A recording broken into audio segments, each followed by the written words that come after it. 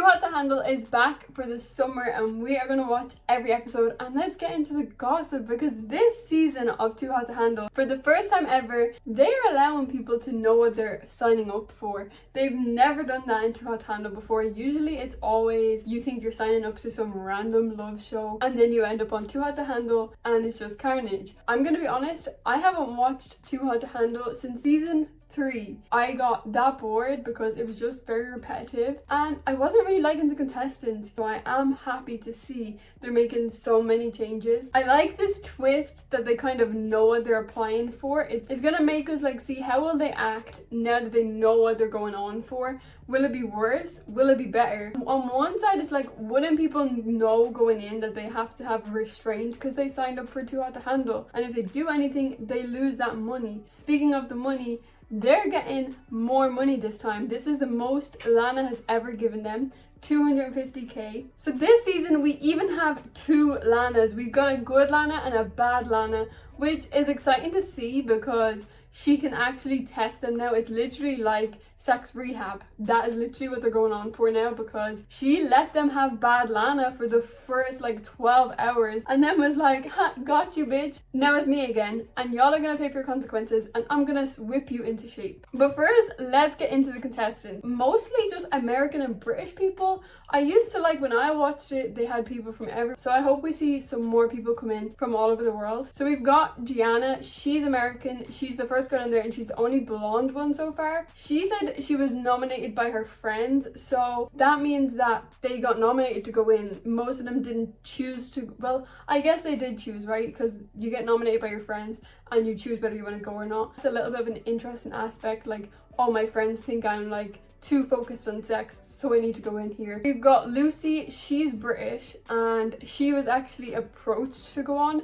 so I guess it's either you apply, nominated, or get approached. Damari, who is American, and he was nominated by his big brother because he wants him to settle down. I'm not sure if Too Hot to Handle is the show to settle down. We've only seen one couple settle down and that was Emily and Cameron, I think his name was. They've actually even had a baby this year, so congrats to them. I would like to see more successful couples from this TV show, otherwise what's the point? So correct me down below if there's more successful couples, because I love to see people that actually make it out of these shows, because we spend our times watching it and then nobody really lasts. Then we've got Kylisha. She's from Toronto, so she's actually Canadian, and she was nominated by her mom, but she did say she hopes her mom's not gonna watch because she's not gonna have any restraint. She's just gonna go for what she wants. But she did say that she wants a British guy. Why do Canadian girls always want a British man? I don't get it. I lived in Canada for a bit and I don't get why all of the girls love British accents. Living in Britain now, like, it annoys me more than anything.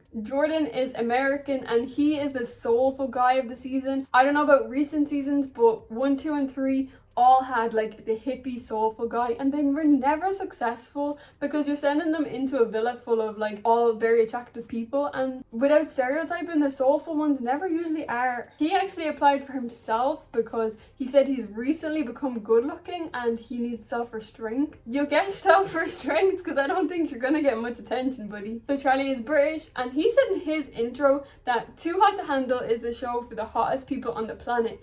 So please tell me, why is he here?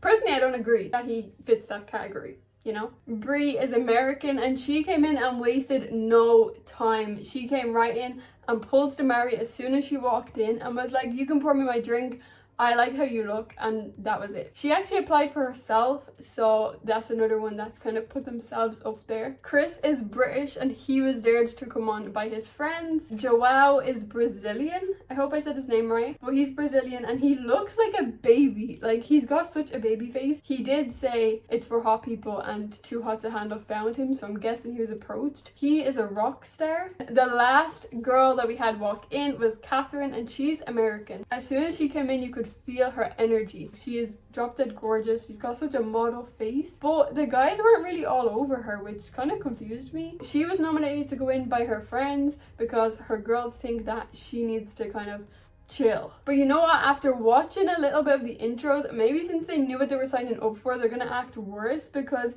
they're already ready to break all of the rules. They don't give no fucks about no money. It doesn't even seem like that's what they came here for. So we were introduced to Bad Lana and she's gonna let them do whatever they want with no fines.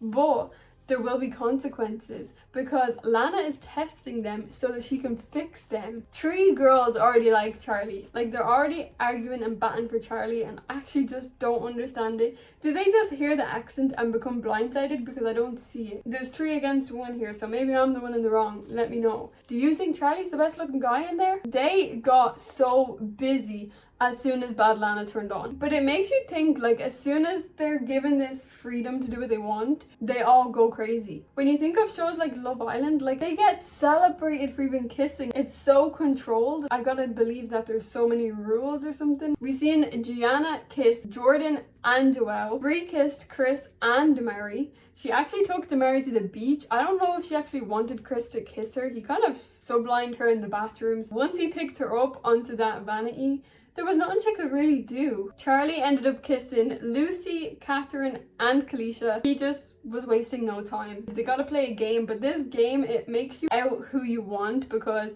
you gotta choose one person, right? So if you've already kissed 3 people in the day, well, now you've gotta go and actually just choose one. So it almost closes you off, but I think in this show, things like that don't matter. At the end of the party though, Lana came back with a massive plot twist. She brought consequences for all of the people that did the worst during Bad Lana. She decided that whoever did the worst shit and went full blown because they were given a little bit of freedom were gonna be banished. So she banished Charlie and Brie, but they're not evicted. They've been sent to a banishment chamber where, like, they can watch everything that takes place, but what else are they gonna get to do? Does this give them the power over the house? Will they get to return? Do they get to vote people off? Bait people out? What happens? What do they do there? They've got like little bunk beds and everything. What happens if they get on with each other? There's so many questions on how this is going to go. It's such an interesting twist. But we do also see at the end of the episode, past cast members are returning. I don't really like when that happens on other reality TV shows, so we gotta wait and see how they go with it. We'll give them a chance, but it's never usually a good idea. It's always best to leave them in the past or give them a contract to perfect match. That's usually where they go after this. But let me know if you guys are hopeful for this season. I'm actually excited because it seems like they're actually putting in some effort to spice it up a little bit, make it a bit different to previous seasons. But I want to hear your predictions right now in the comments. Let me know, how much money do you think is going to be in the pot by the end of the season? They're starting off with 250k, which is the most they've ever had. So let me know how much you think they're going to waste. Maybe they think because there's more money now, they can spend more of it and get down to the usual prize fund. But let me know your opinions in the comments and we'll talk in the next episode.